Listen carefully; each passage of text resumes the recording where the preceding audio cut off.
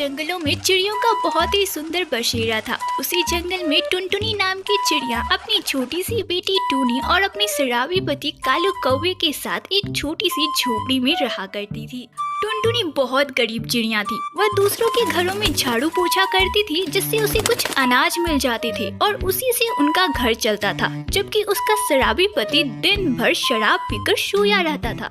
एक बार की बात है, शाम से ही लगातार जंगल में बारिश हो रही थी। इसी बीच जब टूनी स्कूल से भीगते हुए वापस घर आती है तो अरे टूनी, तू बारिश में भीगकर घर क्यों आई? तुझे पता है ना, बारिश में भीगने से तेरी तबीयत बिगड़ जाती है। तुझे कहीं रुक जाना चाहिए था। मम्मा मैं रुकी थी, पर बहुत देर से बारिश रुकी नहीं रही थी, इसलिए मैं घर आ गई। मुझे लगा आप परेशान हो रही होगी। मम्मा, आपने पिछली बार बोला था कि आप मुझे रेनकोट दोगी, आपने नहीं दी। हाँ टूनी, मैंने तुझे बोला था, मैं इस बार तुझे एक रेनकोट जरूर दिला दूंगी। अब जा जल्दी से अपनी शरीर पोंछ ले, नहीं तो तेरी तबीयत बिगड़ जाएगी। अपनी माँ की यह बात सुनकर टूनी अपनी कमरे में चली जाती है और टुनटुनी अपनी शराबी पति कालू कौवे के पास जाती है और उससे बोलती है, अजी सुनते हो, दिन भर शराब पीकर पलरे रहते हो, कितनी दिक्कत हो रही है अभी टूनी को। उसे एक रेनकोट चाहिए। मैंने उसे बोला था कि मैं उसे रेनकोट दे दूंगी, पर आपके शराब पीने के पैसे बचे तब तो।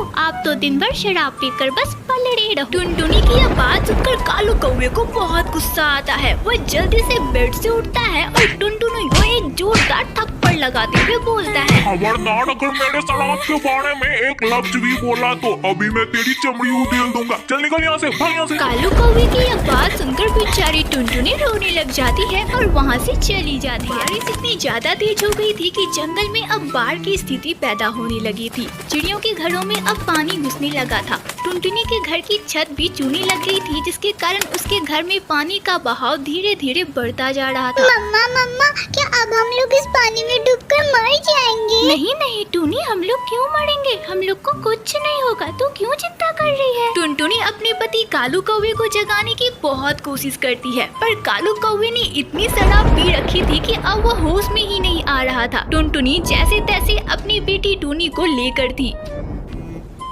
अब धीरे धीरे पानी गली तक आ पहुंचा था। तभी अचानक से कालू कौवे की नींद टूटती है तो वह देखता है कि पूरे घर में पानी भर चुका है। अरे यह सब कैसे हुआ और तूने मुझे जगाया क्यों नहीं? बेशरम कालू कलूटे कौवे, तुझे बोलने में शर्म भी नहीं आ रही? मैंने तुझे कितना जगाया, पर तू तो घोड़े बेचकर सोया हुआ था। टुनटुनी, मुझे माफ कर दे, अब से मैं कभी भी शराब को हाथ नहीं लगाऊंगा। टूनी बिटिया, आ पापा के कंधे पे आजा, पापा तुझे बचा लेंगे। और टुनटुनी, तू किसी तरह घर से बाहर निकल और किसी से मदद मांग, ताकि हम सब इस पानी से बच सके। कालू कौवे की यह बात सुनकर टुनटुनी किसी तरह घर से बाहर निकलती है तो उसकी नजर एक टायर पर पड़ती है। वह किसी तरह उस टायर के पास जाती है और कालू कौवे को आवाज लगाती है, अजी सुनिए, मुझे एक टायर मिली है, आप दोनों किसी तरह घर से बाहर आ जाओ। टुनटुनी की यह बात सुनकर कालू कौवा किसी तरह टूनी को अपने साथ लेकर उस घर से बाहर निकलता है और टायर के पास पहुंचता है। उसके बाद तीनों टायर की सहायता से तैरते हुए एक सुरक्षित स्थान पर पहुंच जाते हैं और बाढ़ की कहर से बच जाते हैं।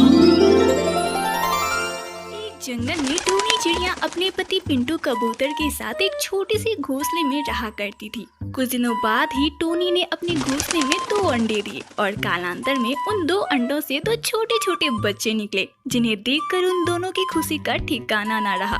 टोनी अपने बच्चों से बहुत प्यार किया करती थी। कुछ दिनों बाद जब टोनी चिड़िया भोजन की तलाश में घर से बाहर निकली तो वह उड़ते उड़ते न जाने कब नदी को पार कर गई, उसे कुछ पता ही नहीं चला। वह जब घर लौट रही होती है कि तभी अचानक से तेज बारिश और तूफान शुरू हो जाती है, जिसकी वजह से उसके दोनों पंख गीले हो जाते हैं और वह धीरे धीरे नदी की ओर गिरने लग जाती है। हे भगवान, अब मैं क्या करूं? उधर मेरे बच्चे भूखे हैं और मैं यहाँ जिंदगी और मौत के बीच लड़ रही हूँ। भगवान मेरी मदद कर। बेचारी टूनी उड़ने के लिए बार बार अपने पंखों को ऊपर झटकती, पर उसके गीले पंख बार बार उसे नीचे पटक देते। उसकी मदद करने वाला वहाँ कोई नहीं था। इधर पिंटू कबूतर और दोनों बच्चे अपनी माँ के इस संघर्ष को देख रहे थे, पर वे सभी लाचार थे। पिंटू कबूतर ने एक बार हिम्मत भी की, वह उड़ा पर आधे रास्ते में ही उसके पंख जवाब दे गए। वह तुरंत लौट आया। पिंटू कबूतर और छोटे छोटे बच्चों की आंखों के सामने ही टूनी अपनी संघर्ष की लड़ाई हार गई। वह मौत को प्राप्त हो गई और नदी की बहाव में आगे बहती चली गई। देर बाद बारिश तो थम गई, लेकिन पिंटू कबूतर और उसके दोनों बच्चे टूनी चिड़िया की जुदाई की गम की सागर में डूब गए। बाबा, माँ को लेके आओ। मैंने देखा माँ तैर नहीं पा रही थी। बाबा, उन्हें लेके आओ। बाबा, लेके आओ ना उन्हें। हाँ बाबा, माँ को लेके आइए। हम उनके बिना नहीं रहेंगे बाबा, हम उनके बिना नहीं रहेंगे। पिंटू कबूतर उड़ा। उसने चारों तरफ टूनी की तलाश की, पर टूनी कहीं भी उसे दिखाई ना दी। वह निराश होकर वापस आ गया। बच्चों, ये लो खाना खा लो। तुम लोगों ने सुबह से कुछ नहीं खाया है, खा लो बच्चों। दुखी मन से दोनों बच्चों ने खाना खाया और रोते बिलखते कुछ देर बाद सो गए। कुछ दिनों तक पिंटू कबूतर भी टूनी चिड़िया की याद में रोता रहा, पर किसी तरह उसने खुद को संभाल लिया। एक बार पिंटू कबूतर एक काली कौवी के साथ घर आया, जिसका नाम सुंदरी था। देखो बच्चों, मैं अपने साथ किसे लाया हूँ। ये तुम्हारी नई माँ है, इनका नाम है सुंदरी। अभी तुम दोनों बहुत छोटे हो ना, ये तुम्हारा ध्यान रखेंगी और तुमसे बहुत प्यार भी करेंगी बच्चों। बाबा, क्या ये हमारा पूरा ध्यान रखेंगी? हमें मारेंगी तो नहीं ना बाबा? अरे नहीं बच्चों, मैं तुम दोनों को माँ का प्यार दूंगी और तुम दोनों का पूरा ध्यान रखूंगी। हाँ। 2 दिन तो सुंदरी ने बच्चों से बहुत प्यार किया, पर अगले ही दिन वह अपना असली चेहरा दिखाने लग गई। आज ही सुनते हो, ये दोनों बहुत ही शरारती बच्चे हैं। रात में घोंसले में मुझे अच्छे से सोने भी नहीं देते और जी दिन में भी शोर मचाकर बहुत परेशान करते। मेरी एक भी बात नहीं सुनते। अरे बच्चों, मैं ये क्या सुन रहा हूँ? तुम दोनों अपनी माँ को बहुत परेशान कर रहे हो। अगली बार से अगर ये नालायकी की तो मैं तुम दोनों को बहुत बड़ी सजा दूंगा। दोनों को यहाँ से भगा दूंगा। पिंटू कबूतर के जाने के बाद सुंदरी कौवी दोनों बच्चों को चोट से मारने लग गई। अरे नालायकों, कुछ तो काम करो। मैं क्या तेरे बाप का नौकर हूँ जो सारा काम करो? घोंसला भी देखूं और अनाज भी लाऊं? जाकर अनाज लाओ, नहीं तो आज तुम दोनों को कुछ भी खाने को नहीं दूंगी। हाँ। पर माँ, अभी हम कहाँ जाए? हम तो बहुत छोटे हैं। बापू गए हैं ना, वे अनाज जरूर लाएंगे माँ। हाँ माँ, वही जरूर लाएंगे। अच्छा, तो तुम दोनों अब मुझसे जवान चलाओगे। रुको, अभी बताती हूँ तुम दोनों को। इतना बोलकर सुंदरी कौवी एक लाठी लेती है और दोनों बच्चों को मारने लग जाती है। वे दोनों चुपचाप मार पीसाते रहते हैं। तभी अचानक से टुनटुनी बोल पड़ती है। आप कैसी माँ हो? हमारी टूनी माँ हमें कभी नहीं मारा करती थी।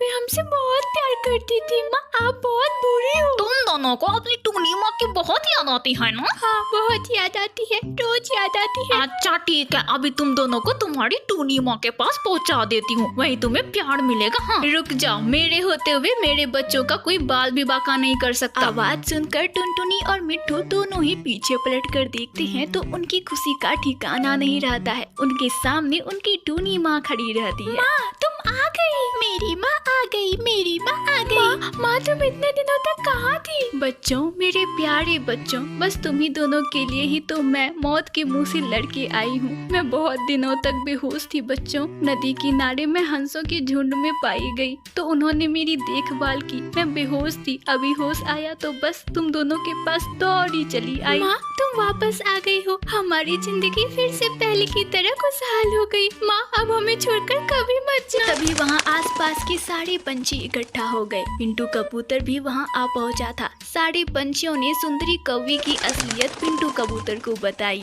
पिंटू कबूतर को यह सब जानकर बहुत दुख हुआ। बच्चों, मुझे माफ कर दो। मुझे पता चल गया है कि यह सुंदरी तुम पर कितना जुल्म करती है। ऐ कलमुही, निकल जा यहाँ से और कभी अपना मुंह मत दिखाना। चल भाग यहाँ से।